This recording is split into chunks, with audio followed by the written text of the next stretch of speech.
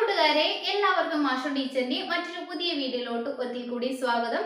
നാളെ 3ാം ക്ലാസ്സിലെ കൂട്ടുകാർക്ക് മലയാളമാണ് എക്സാം വരുന്നത് അല്ലേ? അപ്പൊ ടീച്ചർ കൂട്ടുകാർക്ക് യൂസ്ഫുൾ ആവുന്ന ഒരു വീഡിയോയുമായിട്ടാണ് എത്തിയിട്ടുള്ളത് കേട്ടോ. അപ്പൊ നമുക്ക് വേഗം നമ്മുടെ ക്ലാസ്സിലോട്ട് പോയാലോ? അതിലോട്ട് പോകുന്നതിന് മുന്നായിട്ട് നമ്മുടെ ചാനൽ ആദ്യമായിട്ട് കാണുന്ന കൂട്ടുകാരുണ്ടെങ്കിൽ ചാനൽ സബ്സ്ക്രൈബ് ചെയ്യാനും വീഡിയോ നമുക്ക് യൂസ്ഫുൾ ആയിട്ട് തോന്നുകയാണെങ്കിൽ നിങ്ങളുടെ മറ്റു കൂട്ടുകാർ കൂടി ഷെയർ ചെയ്ത് കൊടുക്കാനായിട്ട് മറക്കരുത് കേട്ടോ. ഓക്കെ മക്കളെ, അപ്പൊ 3ാം ക്ലാസ്സിലെ കൂട്ടുകാർക്ക് നാളത്തെ എക്സാമിന് വരാവുന്ന മോഡൽ ക്വസ്റ്റ്യൻസ് ഒക്കെയാണ് ടീച്ചർ പറയുന്നത് കേട്ടോ. ഓക്കെ മക്കളെ, ഇപ്പൊ കൂട്ടുകാർക്ക് ഒരു ക്വസ്റ്റ്യൻ എന്ന് പറയുന്നത് വായിക്കാം എഴുതാം എന്ന് പറയുന്ന ഒരു പ്രവർത്തനമായിരിക്കും കേട്ടോ. അതെങ്ങനെയാന്ന് വെച്ചാൽ കൂട്ടുകാർക്ക് നിങ്ങളുടെ ക്വസ്റ്റ്യൻ പേപ്പറിൽ ചിലപ്പം ഒരു വായിക്കാനായിട്ട് ഒരു സ്റ്റോറിയോ അല്ലെങ്കിൽ എന്തെങ്കിലും ഒരു പാരഗ്രാഫോ തരൂ കേട്ടോ. എന്നിട്ട് അത് വായിച്ചിട്ട് അതുമായിട്ട് ബന്ധപ്പെടുത്തിയിട്ട് ഒരു 5 ക്വസ്റ്റ്യൻസ് ഉണ്ടായിരിക്കും. എന്നിട്ട് അതിനുള്ള ആൻസേഴ്സ് മക്കൾ എവിടെ നിന്ന് എഴുതണം? നിങ്ങൾക്ക് വായിക്കാനായിട്ട് തന്നിട്ടുള്ള ആ ഒരു ഭാഗത്ത് നിന്ന് വേണം തിരഞ്ഞെടുത്ത് എഴുതാനായിട്ട് കേട്ടോ. അപ്പം ഇത്തരത്തിലൊരു ക്വസ്റ്റ്യൻ വരുമ്പോൾ ഒരുവിധം എല്ലാ കൂട്ടുകാർക്കും മുഴുവൻ മാർക്ക് മേടിക്കാനായിട്ട് പറ്റും. കാര്യം എന്താണ്? നമുക്ക് ചോദിച്ചിട്ടുള്ള എല്ലാ ചോദ്യങ്ങളുടെയും ആൻസർ നമുക്ക് വായിക്കാനായിട്ട് തന്നിട്ടുള്ള ആ ഒരു ഭാഗത്ത് ഉണ്ടായിരിക്കും കേട്ടോ. അപ്പൊ മക്കൾ എന്ത് ചെയ്യണം? നിർബന്ധമായിട്ടും ഒരു 2 തവണയെങ്കിലും മിനിമം നിങ്ങൾക്ക് വായിക്കാനായിട്ട് തന്നിട്ടുള്ള ആ ഒരു ഭാഗം വായിച്ചു നോക്കുക കേട്ടോ. അതിനുശേഷം മാത്രം എന്ത് ചെയ്യുക മക്കളെ? ആൻസർ ചെയ്യാനായിട്ട് പോവുക കേട്ടോ. ഓക്കെ മക്കളെ, അപ്പം 5 മാർക്കിനായിരിക്കും അത്തരത്തിലൊരു ചോദ്യം നമുക്ക് പ്രതീക്ഷിക്കാവുന്നത് കേട്ടോ. ഓക്കെ, പിന്നെ മക്കൾക്ക് വരാവുന്ന മറ്റൊരു കാര്യം എന്ന് പറയുന്നത് പോസ്റ്റർ തയ്യാറാക്കാനുള്ള ഒരു ചോദ്യം വരാം കേട്ടോ. പോസ്റ്റർ തയ്യാറാക്കാൻ അപ്പൊ ടീച്ചർ എപ്പോഴും പറയുന്നതാണ് പോസ്റ്റർ തയ്യാറാക്കുമ്പോൾ ശ്രദ്ധിക്കേണ്ട കാര്യങ്ങൾ. നിങ്ങൾ എന്ത് ചെയ്യണം? നല്ല ഭംഗിയായിട്ട് അത്യാവശ്യം വലുപ്പത്തിലൊക്കെ എന്ത് ചെയ്യണം? അതിൽ എഴുതിയിരിക്കുന്ന വാചകങ്ങൾ എഴുതണം അല്ലെ? നമ്മൾ സാധാരണ എഴുതുന്ന വലുപ്പത്തിൽ എഴുതിയാൽ മതിയോ? പോരാ, കുറച്ചും കൂടി ഒന്ന് ഹൈലൈറ്റ് ചെയ്തിട്ട് വേണം മക്കൾ എഴുതാനായിട്ട്. അതുപോലെ തന്നെ നിങ്ങൾ മറ്റൊരു കാര്യം കൂടി ശ്രദ്ധിക്കണം. എന്തിനെ കുറിച്ചിട്ടാണോ പോസ്റ്റർ എഴുതാൻ പറയുന്നത് അതുമായിട്ട് ബന്ധപ്പെട്ടിട്ടുള്ള ചിത്രങ്ങൾ മക്കൾക്ക് വരച്ചു ചേർക്കാൻ പറ്റുമെങ്കിൽ എന്ത് ചെയ്യാം? വരച്ചു ചേർക്കാം കേട്ടോ. അതുപോലെ തന്നെ അതിന് കളർ ചെയ്യണമെങ്കിൽ കളർ ചെയ്യുക. പിന്നെ നിങ്ങൾ എന്ത് ശ്രദ്ധിക്കുക? ഈ സ്കെച്ച് പെൻ ഒന്നും യൂസ് ചെയ്തിട്ട് എന്ത് ചെയ്യാൻ പാടില്ല? കളർ ചെയ്യാനായിട്ട് പാടില്ല കേട്ടോ. അത് ചിലപ്പോൾ നിങ്ങൾ അതിൽ കൊടുക്കുന്ന സമയത്ത് നിങ്ങൾ വേറെ പ്രവർത്തനങ്ങളൊക്കെ എഴുതുന്ന സമയത്ത് അത് പരക്കാനോ അത് മാഞ്ഞു പോകാനോ അതിലേക്ക് പടർന്നു പിടിക്കാനോ ഒക്കെ ഉള്ള സാധ്യതയുണ്ട്. അപ്പൊ നിങ്ങൾ എന്ത് ചെയ്യുക? പറ്റുന്നതും ക്രയോൺസ് ഉപയോഗിച്ചിട്ട് തന്നെ എന്ത് ചെയ്യുക? പോസ്റ്ററൊക്കെ മേക്ക് ചെയ്യാനായിട്ട് ശ്രദ്ധിക്കുക കേട്ടോ.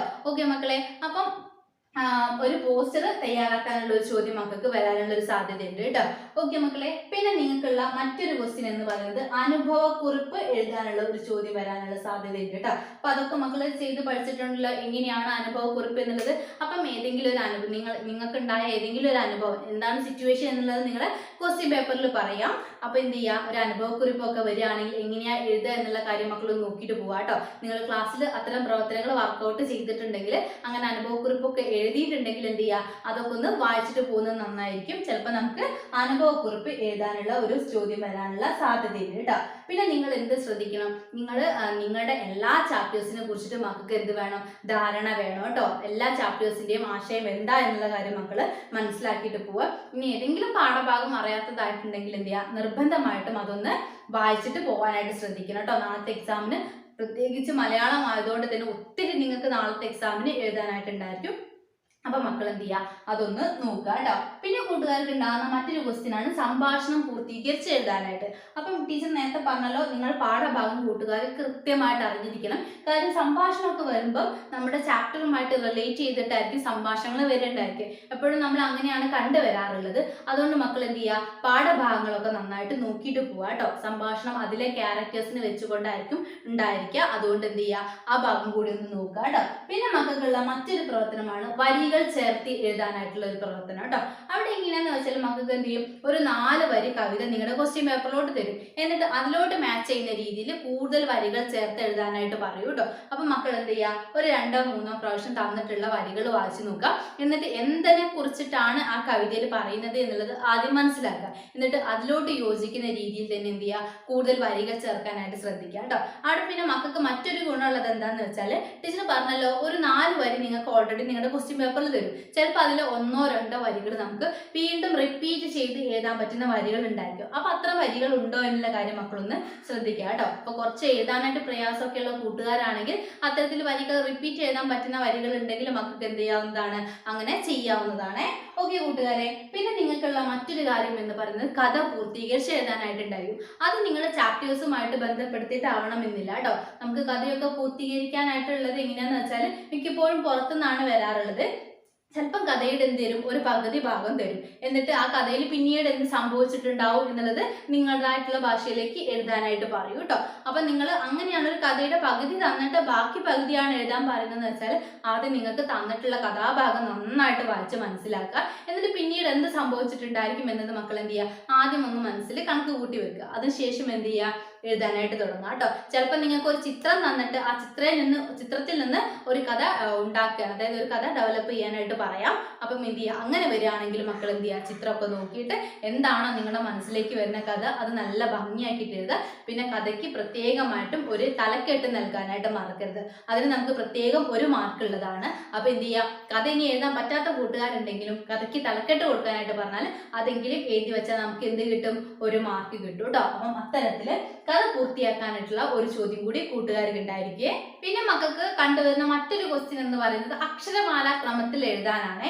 അപ്പൊ അവിടെ എന്ത് കാര്യം എന്ത് വന്നോട്ടെ മക്കൾ എന്ത് പഠിക്കുക, അക്ഷരമാലയുടെ ക്രമം എന്താണ് എന്നുള്ളത് പഠിക്കുക കേട്ടോ. ഇപ്പൊ നമുക്ക് 2 വാക്കുകൾ തരികയാണ്. ഇവിടെ നോക്കിക്കേ മക്കളെ, നമുക്കിപ്പോ ഇല, അത് കുഞ്ഞ് 2 വാക്കുകൾ എഴുതാണ് കേട്ടോ. ഇല, അതുപോലെ തന്നെ എലി. ഈ 2 വാക്കുകൾ തന്നിട്ട് ഇവയെ അക്ഷരമാല ക്രമത്തിൽ എഴുതാൻ പറയുകയാണെങ്കിൽ നമ്മൾ ഏതിനാദ്യം എഴുതണം? ഈ വെച്ച് വരുന്ന വാക്ക് എഴുതണോ, എ വെച്ച് വരുന്ന വാക്ക് എഴുതണോ? ഏതാണ്? നമുക്ക് അക്ഷരമാല ആ ഈ എന്നുള്ളത് കൂട്ടുകാർക്ക് അറിയാലോ. അപ്പൊ ഏതാണ് ആദ്യം വരുന്നത്? ആ വരും, പിന്നെ ആ, പിന്നെ ഈ എന്നതാണ് വരുന്നത് അല്ലേ. അപ്പം ഈ വരുന്നതാണ് നമ്മൾ എന്ത് ചെയ്യേണ്ടത്, ആദ്യം എഴുതരുത്. ഇനി ഒരു പക്ഷേ ഇവിടെ അമ്മ കൂടി ഉണ്ടെന്ന് വിചാരിക്കുക. അപ്പൊ നമ്മൾ ആദ്യം ഏത് എഴുതണം മക്കളെ? അമ്മ എഴുതണം അല്ലെ. അത് കഴിഞ്ഞിട്ട് ഏത് എഴുതണം? ഇല എഴുതണം. അതിനുശേഷം എന്ത് എഴുതാൻ പാടുള്ളൂ? എലി എഴുതാൻ പാടുള്ളൂ അല്ലെ. അപ്പം ഇങ്ങനെ അക്ഷരമാല ക്രമത്തിൽ ചിലപ്പോൾ മക്കൾക്ക് അറേഞ്ച് ചെയ്യാനായിട്ട് ചോദിക്കും കേട്ടോ. അപ്പൊ മക്കൾ എന്ത് ചെയ്യുക, അതൊന്ന് ശ്രദ്ധിച്ചിരിക്കുക. അക്ഷരമാലകളൊക്കെ ഒരുവിധം 3ാം ക്ലാസ്സിലെത്തി നമ്മൾ.